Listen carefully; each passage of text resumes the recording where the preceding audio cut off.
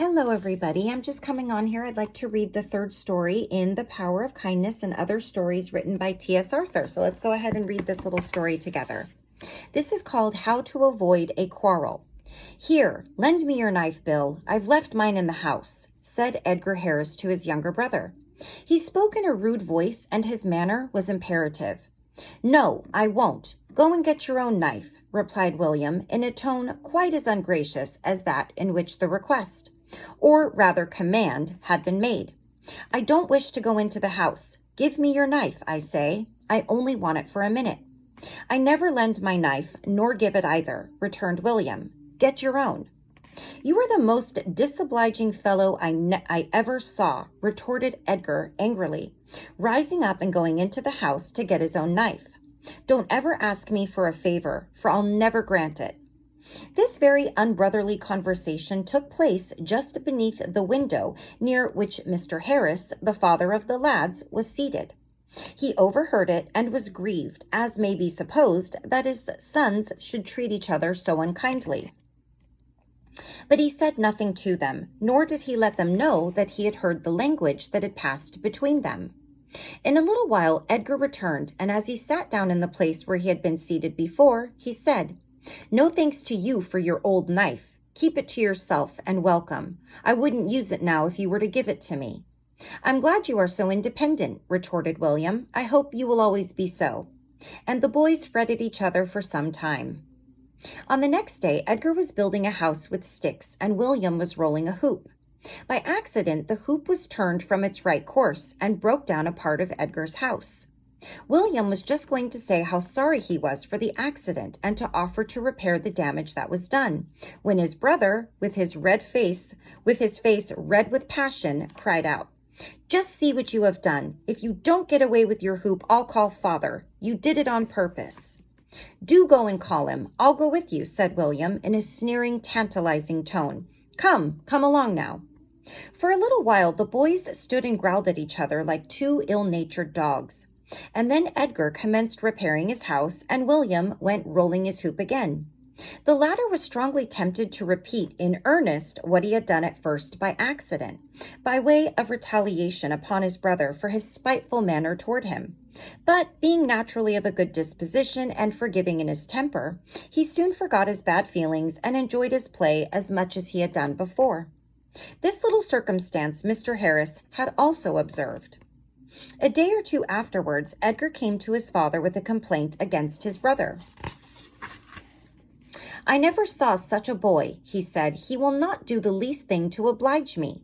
If I ask him to lend me his knife or ball or anything he has, he snaps me up short with a refusal." "Perhaps you don't ask him right," suggested the father. "Perhaps you don't speak kindly to him. I hardly think that William is ill-disposed and disobliging naturally. There must be some fault on your part, I am sure." "I don't know how I can be in fault, father," said Edgar. "William refused to let you have his knife the other day, although he was not using it himself, did he not?" "Yes, sir." "Do you remember how you asked him for it?" "No, sir, not now particularly." "Well, as I happened to overhear you, I can repeat your words, though I hardly think I can get your very tone and manner. Your words were, 'Here, lend me your knife, Bill,' and your voice and manner were exceedingly offensive. I did not at all wonder that William refused your request.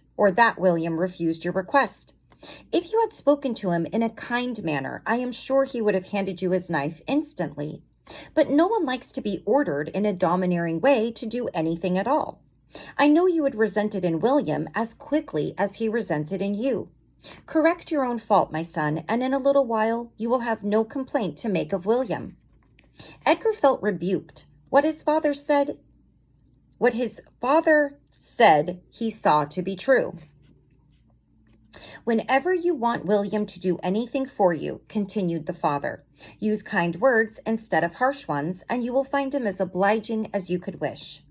I have observed you both a great deal, and I notice that you rarely ever speak to William in a proper manner, but you are rude and overbearing. Correct this evil in yourself, and all will be right with him.